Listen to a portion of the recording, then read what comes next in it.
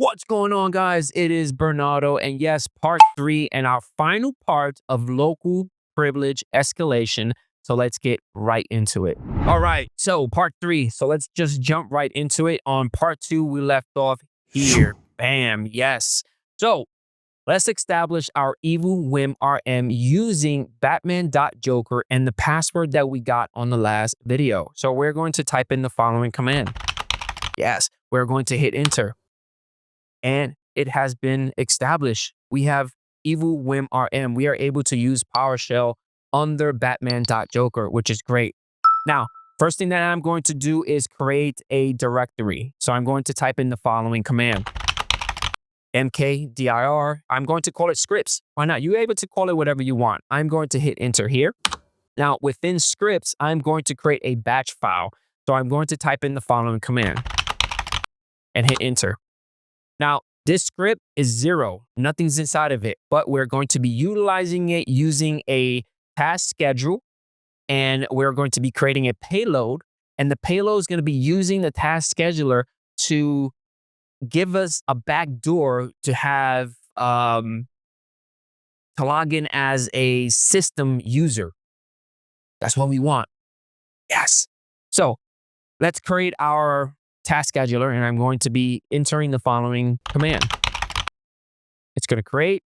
I'm going to give it Google Updates. It's not really Google Updates. You could give it whatever name you want. Just mask it so no one knows what it is. The trigger is going to be our batch.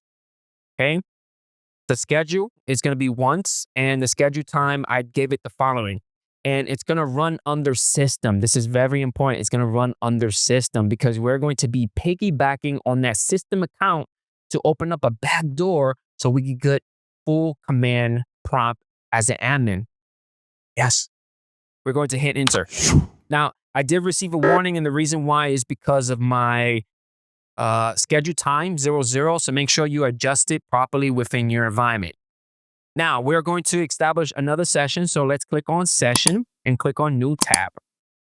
Now, within here, we're going to be creating a payload. We're going to be using MSFVenom, and the following command would be the following. We're going to be using a shell reverse TCP payload with the port of 4444. The local host would be my Kali, my Kali IP address. The platform is Windows, and the format is going to be exe, and I gave it the name of shell.exe. We're going to hit enter. And there goes our payload.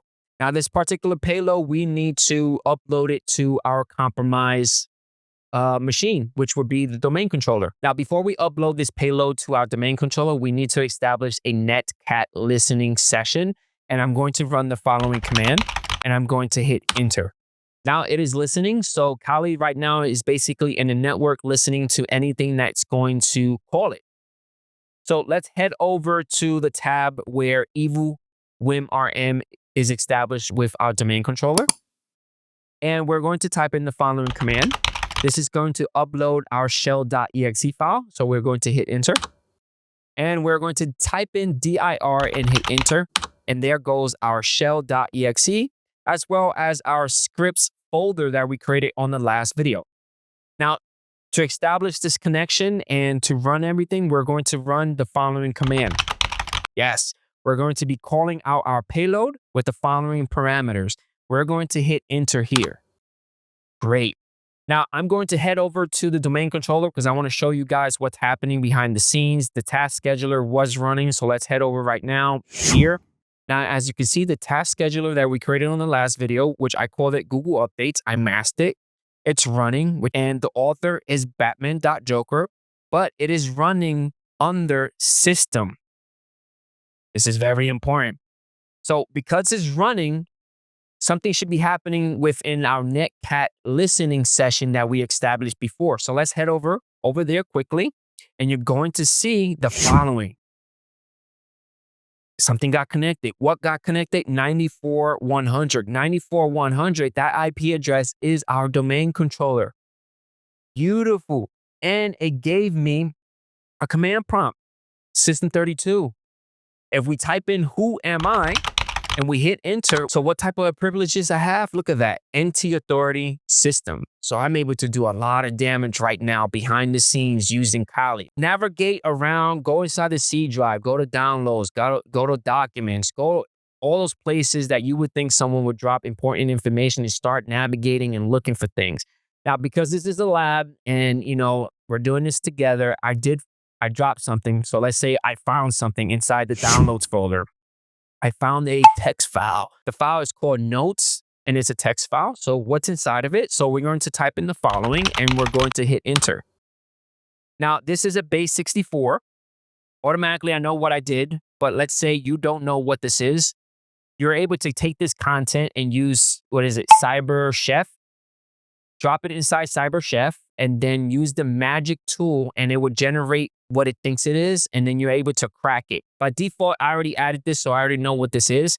This is a base64 code. So within Kali, I am able to use the following command to decode it, and we're going to hit enter. And long and behold, it gives me an admin and some type of password. Ooh. So on the next video, we're going to be using this and see if we're able to do more lateral movements within our Active Directory environment, which is compromised. And that's it. Hopefully you guys enjoy this video and I catch you guys on the next one. Peace out.